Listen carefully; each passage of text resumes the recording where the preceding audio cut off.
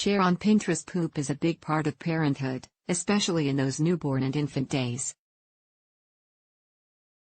Not yes if you're elbow deep in dirty diapers. You may even be startled at what you find sometimes. Different colors, consistencies, and, gulp, even blood or mucus. You're in good company, though. The good news is that most poop you see, even the really weird-looking stuff, can be totally normal. There are a few times when you may have reason for concern, however. Take lactose, for example. It's a sugar that's found in both breast milk and formula. While very rare, some babies are intolerant to lactose because their bodies lack the enzyme, lactase, that digests it. With intolerance comes watery, loose stools and other digestive issues. But loose stools can mean other things, too. So how can you tell the difference between lactose intolerance and more common issues? Let's take a closer look. Related, what does your baby's poop color say about their health? Types of lactose intolerance. It's important to understand that lactose intolerance is really uncommon in children under ages 2 to 3 years old. In fact, it tends to appear more often in adolescents and adults, when it's usually known as primary lactose intolerance. People with this condition begin life with a good supply of lactase, the enzyme that breaks down lactose. As they get older, their lactase levels may decrease dramatically and make digesting even small amounts of milk products difficult.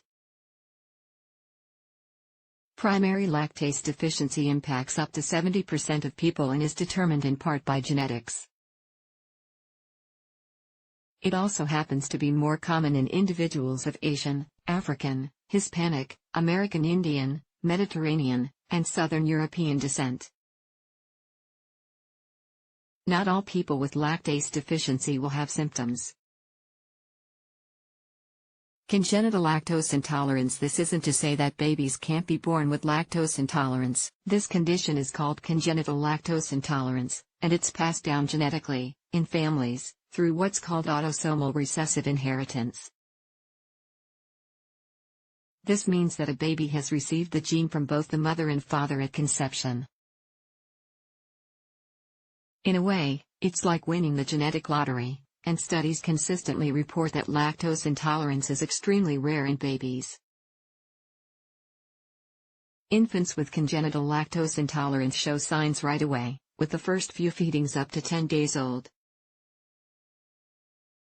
Symptoms, like watery diarrhea, don't take much time to develop because, unlike with primary lactose intolerance, the enzyme lactase is either deficient or simply absent from birth.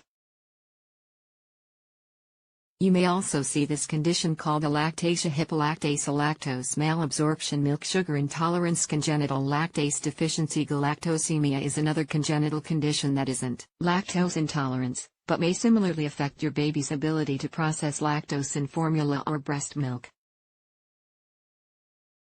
It's a rare metabolic condition where the body either doesn't produce any or doesn't produce enough GALT, the liver enzyme needed to break down galactose.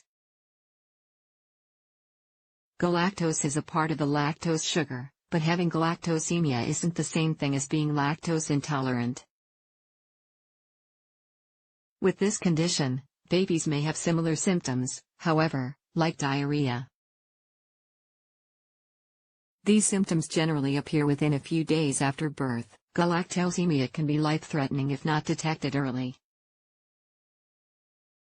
Fortunately, the most common form is part of the standard newborn screen done in the United States. Developmental lactose intolerance. Developmental lactose intolerance is also present at birth. It's a result of a baby being born prematurely, before 34 weeks gestation. Babies born early may have lower lactase levels because this enzyme is typically produced late in the third trimester. This form of intolerance may not last terribly long.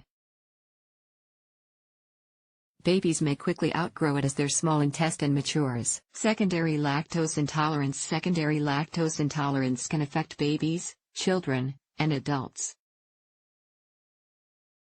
With this form, the small intestine lowers its lactase production in response to illness or injury. Common offenders include things like Crohn's disease, celiac disease, and bacterial overgrowths. With babies, this intolerance may develop after a bout of severe diarrhea, malnutrition, or other illness. With time, the body may be able to process lactose after receiving treatment for the underlying condition. Related, everything you need to know about lactose intolerance signs, both inside and outside the diaper. Again, signs and symptoms of lactose intolerance in babies usually begin within a few days after birth. If your baby is fine for several months and then shows these signs, the culprit is likely not lactose intolerance, unless your little one's vanillin develops the secondary form. Symptoms include diarrhea, bloating, gas, and nausea, abdominal pain and cramping, malnutrition/failure to thrive. Since babies can't tell you what's bothering them, you may notice your baby is fussy or crying after feedings. Their abdomen may be swollen or firm. They may also cry when passing gas or pooping. Diaper contents may be the clearest indicator here. Your baby's stools may be loose and watery. They may also appear bulky or frothy. They can even be acidic, which means you may notice diaper rash from your baby's skin becoming irritated. Ouch! Treatment for lactose intolerance in babies. It's important to speak with your doctor to receive a correct diagnosis before changing formula or trying other treatments. The rare baby with congenital lactose intolerance should be given a lactose-free formula. Without making this switch, babies may experience weight loss and dehydration. This condition can even be life-threatening if not treated promptly. Once your baby is old enough to eat food, try focusing on calcium-rich foods to bridge that nutrition gap. These include foods like broccoli, pinto beans, calcium-fortified soy or other milk substitutes, calcium-fortified breads and juices, spinach. You may also want to talk to your pediatrician about supplements to support your baby's vitamin D levels. What it could be instead. There are a few other possibilities for your baby's strange diapers. Check in with your pediatrician to make an accurate diagnosis and treatment plan. Milk allergy. Some babies may be allergic to cow's milk. It's actually one of the more common food allergies among children, though it is less common in younger infants. After drinking milk, the immune system responds, causing a range of symptoms from mild to severe. This might include things like wheezing, throwing up, getting a skin rash or hive, shaving, tummy troubles. Your baby may experience bouts of diarrhea or loose stools with or without blood. Many children outgrow a milk allergy in time. Otherwise, treatment is simply avoiding formula and other foods containing milk from cows and other mammals. There is a small risk of anaphylaxis with milk allergy, so it's truly key to determine if your child is intolerant or allergic. Cow milk protein intolerance. Some babies have trouble breaking down the proteins in cow's milk. If your little one is sensitive to milk proteins, you may see diarrhea, even bloody diarrhea, and mucus in the stool. Your baby may also experience a rash, eczema, abdominal pain, or vomiting. Symptoms of this intolerance tend to develop within the first week of exposure. This condition affects formula-fed babies, but milk proteins can also pass through breast milk if the mother consumes dairy. Some 2 to 5% of babies have this sensitivity, but it generally resolves by the time they reach their first birthdays. So an ice cream cake may still be an option for the big day. Ready the camera. For milk/hind milk imbalance. If you breastfeed, you may have heard that your milk is divided into two types. Fore milk may be lighter, like skim milk. Hind milk may appear fattier, like whole milk. More fore milk is produced at the start of a nursing session.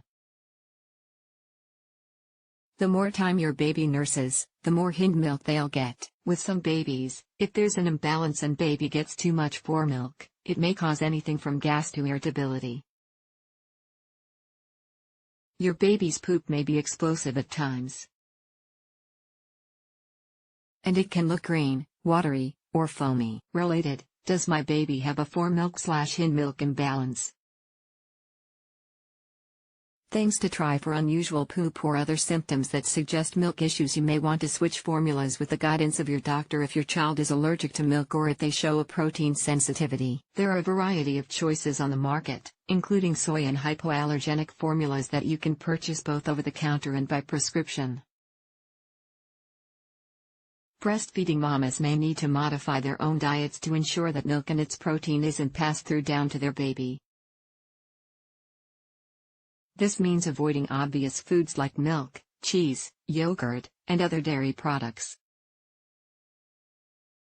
You'll also need to read labels carefully to look for things like dry milk solids, buttermilk, casein, and other products found in processed foods. Talk to your doctor before following any strict elimination diet, as you may be missing out on important nutrients. If you suspect formilk/hind milk imbalance, a visit to a certified lactation consultant may be helpful. You may want to try feeding more frequently or feeding baby fully on one breast before changing to the next. Related, milk protein allergy. What are my formula options? The takeaway poop of all colors and textures may be normal in babies. If weird-looking poop is accompanied by excessive crying, gas, blood in the stool or other symptoms, visit your pediatrician. Lactose intolerance is rare in infants, but there are a range of other conditions and situations that may require switching formulas or trying different feeding methods to make baby happier and healthier.